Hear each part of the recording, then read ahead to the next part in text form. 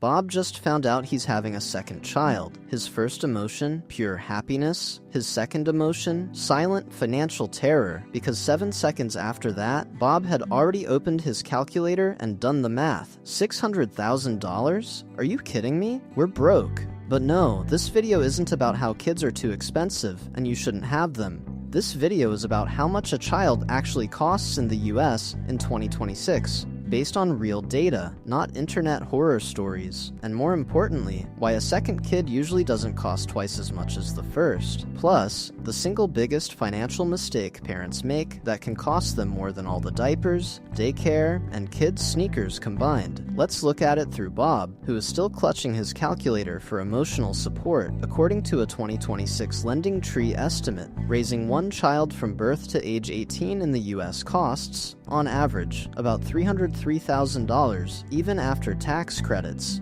If you break that down by year, that's roughly $16,850 annually. Basically, the price of another car that Bob never bought. Bob, are you crying? And keep in mind, this doesn't include college. College is an entirely separate financial adventure that can easily add tens of thousands, or even well over $100,000 on top. Bob sees that $300,000 to $3,000 number and spends a few seconds wondering whether it would be cheaper to raise a Lego dragon. Then, he remembers that Lego dragons aren't exactly cheap either. So here's where the real financial pain begins. Not the diapers, not the toys, and not even the endless birthday parties, daycare. The average cost of infant care in the US in 2026 is roughly $17,964 per year. And yes, that's actually more than the average annual cost of raising a child overall, which means the first few years of life aren't just expensive, they're the most expensive years of childhood, and they end before your kid even learns to consistently say, thank you.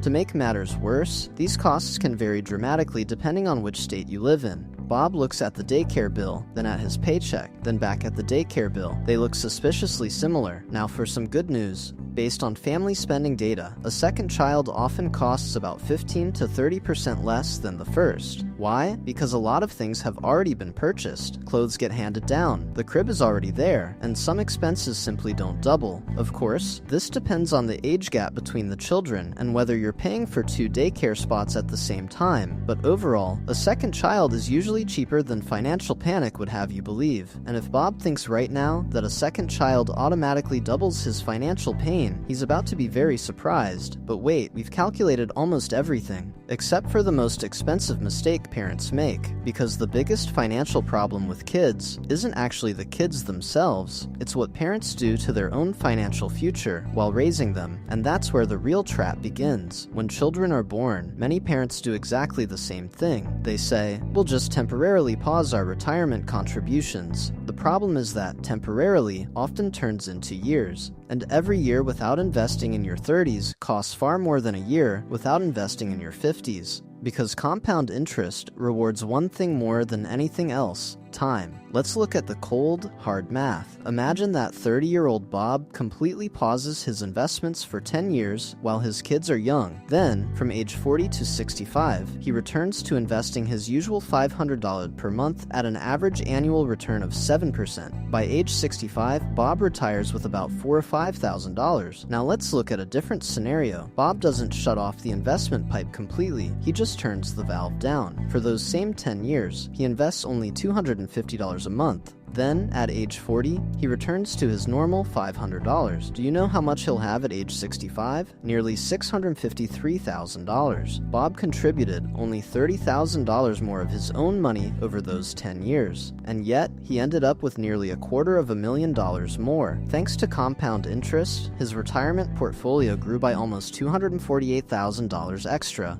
That's how expensive hitting the pause button can actually become. And then Bob realizes something deeply uncomfortable. His decision to stop investing would have cost almost as much as the entire second child. Now let's look at the final numbers without panicking. One child in the US costs, on average, about $300 to $3,000 over 18 years. A second child, under a typical scenario, costs around $235,000. Together, that's roughly $538,000. That's still a lot, but it's almost $70,000 less than the terrifying number Bob calculated during the first 10 seconds after hearing the news. And most importantly, this isn't one giant financial hit, it's 20 years of small and large decisions. But the most important lesson here isn't really about children, it's about not putting your own future completely on hold while you're building someone else's. Money for your kids and money for retirement aren't enemies, they're just two pipes that need to keep flowing at the same time, even if one of them has to become a little thinner for a while. Now be honest, do you already have kids? Or are you sitting there right now, just like Bob, with a calculator in your hand, trying to figure out whether you can actually afford another one?